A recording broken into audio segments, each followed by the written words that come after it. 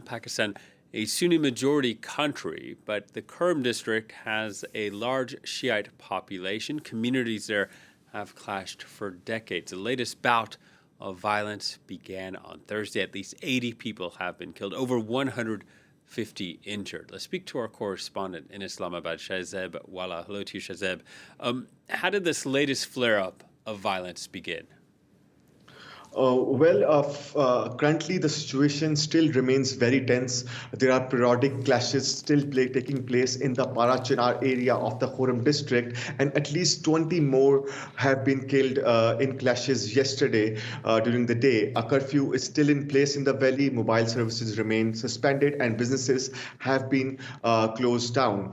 This current wave of violence started on Thursday when a convoy of around 200 vehicles carrying Shia passengers between Peshawar and Parachinar came under heavy gunfire in a Sunni populated area in Lower Khurram district, resulting in more than 40 deaths. Then, in retaliation, we saw on early hours of Friday, we saw several hundred armed men attacking Sunni villages, burning them down. According to locals, there are in total 3 villages have been burned down, along with a big market in Parachinar. The local administration is describing the situation to be out of control, and the local population they are complaining that the government has failed to protect its citizens and provide them with security. We have seen efforts to restore peace in the region, with a high-level delegation of the provincial government visiting the Parachinar district yesterday and holding talks with tribal elders, but they have not been able to defuse the situation for now. Yeah, and diffusing that situation will be very difficult because this is not the first time this has happened. Violence like this, sadly, recurrent in the area, isn't it?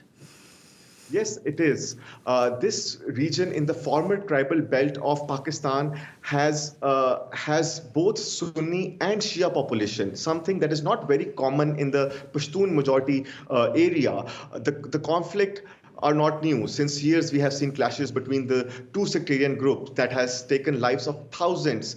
Even though the region has a huge presence of security forces, yet the valley descends into violence every few years. And what happens is that every time there is an attack from one side, there is retaliation from the other side, which sets in motion a cycle of violence. If we take the example of the recent violence which started on 12th of November, a Sunni convoy actually came under attack, and a woman and child were killed.